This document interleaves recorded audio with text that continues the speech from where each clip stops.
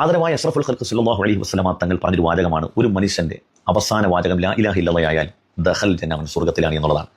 അതായത് ഒരാൾ മുവഹിദായി ജീവിച്ചു എന്നതിന്റെ പ്രതിഫലനമാണ് അയാൾക്ക് അയാൾ അന്ത്യനിമിഷം കെലിമ ചൊല്ലാൻ കഴിയുക എന്നുള്ളത്. അങ്ങനെ ഒരാൾ കെലിമ ചൊല്ലിയാൽ അതിന്റെ അർത്ഥം അയാൾ ഏത് തരം നമുക്ക് ഇഷ്ടപ്പെടാത്തതാകട്ടെ ഇഷ്ടപ്പെടുന്നതാകട്ടെ ഏത് തരം പ്രവൃത്തിയിൽ ജീവിച്ച ആളാണെങ്കിലും അയാൾ കെലിമ ചൊല്ലുന്നുണ്ടോ അതിന്റെ അടയാളം, ആ പ്രതിഫലനം അയാൾ മുവഹിദാണ് എന്നതിനെ സൂചിപ്പിക്കുന്നതാണ്.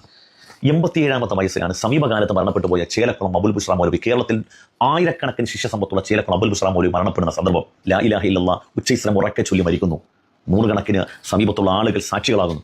ഇങ്ങനെയൊക്കെ മരണപ്പെട്ട മനുഷ്യർ ലാ ഇലാഹ ഇല്ലല്ലാഹ് ചൊല്ലി മരിക്കുമ്പോൾ ഞങ്ങൾ എന്താണ് മനസ്സിലാക്കേണ്ടത്? അതായത് മുശ്രിക്കിനും മുവഹിദിനും ഒക്കെ കലിമത്തു ഷഹാദ ചൊല്ലാൻ കഴിയുമോ?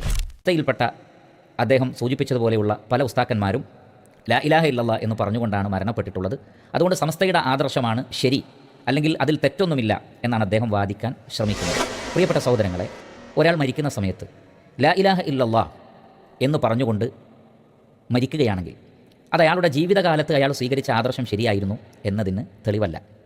നമുക്കെല്ലാവർക്കും അറിയാം, പ്രവാചകന്മാർ ലാ ഇലാഹ ഇല്ലല്ലാഹ് എന്ന് പ്രബോധനം ചെയ്യുമ്പോൾ അവിടെ ഉണ്ടായിരുന്ന മുശ്രിക്കുകളിൽ വലിയൊരു വിഭാഗം ആളുകൾ അവർ ഇസ്ലാം സ്വീകരിക്കുന്നു. പലരും മരണസമയത്താണ് ഇസ്ലാം സ്വീകരിക്കുന്നത്. അവരുടെ അവസാന ആദർശം ലാ ഇലാഹ ഇല്ലല്ലാഹ് എന്നായിരുന്നു.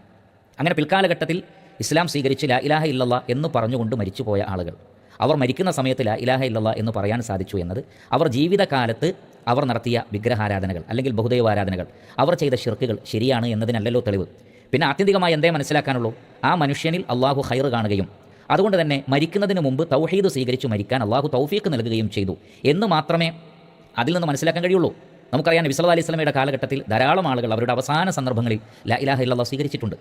അതിൻ്റെ അർത്ഥം അവർ ജീവിച്ചിരുന്ന കാലഘട്ടത്തിൽ അവർ നടത്തിയ ശിർക്കൊക്കെ ശരിയാണ് എന്നാണോ? അല്ല, മറിച്ച് മരിക്കുന്നതിന് മുമ്പ് ഇസ്ലാം സ്വീകരിക്കാൻ, തൗഹീദ് സ്വീകരിക്കുവാൻ അല്ലാഹു സുബ്ഹാനഹു വതആല അവർക്ക് തൗഫീഖ് നൽകി. കാരണം പരിശുദ്ധ ഖുർആനിൽ അല്ലാഹു സുബ്ഹാനഹു വതആല പറയുന്നുണ്ട്, വലൗ അലിമല്ലാഹു ഫീഹിം ഖൈറൻ ലഅസ്മഅഹും. അള്ളാഹു ഒരു മനുഷ്യൻ്റെ ഉള്ളിൽ ഖൈർ കാണുകയാണെങ്കിൽ അള്ളാഹു സത്യം ആ വ്യക്തിയെ പിന്നീട് കേൾപ്പിക്കുന്നതാണ്. അപ്പോൾ അതിനുള്ളൊരു തൗഫീഖ് അല്ലാഹു സുബ്ഹാനഹു വതആല അവർക്ക് നൽകും. അതുകൊണ്ട് തന്നെ മരിക്കുന്ന സമയത്ത് ഒരാൾ ലാ ഇലാഹ ഇല്ലല്ലാഹ് എന്ന് പറഞ്ഞ് മരിച്ചിട്ടുണ്ടെങ്കിൽ അത് ശരിക്കും അറിഞ്ഞുകൊണ്ടും ആത്മാർത്ഥമായിട്ടുമാണ് അദ്ദേഹം ആ ലാ ഇലാഹ ഇല്ലല്ലാഹ് ചൊല്ലുന്നതെങ്കിൽ അള്ളാഹു അദ്ദേഹത്തിന് അവസാന കാലത്ത് സത്യം സ്വീകരിക്കാൻ തൗഫീഖ് നൽകി എന്നാണ് നമ്മൾ മനസ്സിലാക്കേണ്ടത്.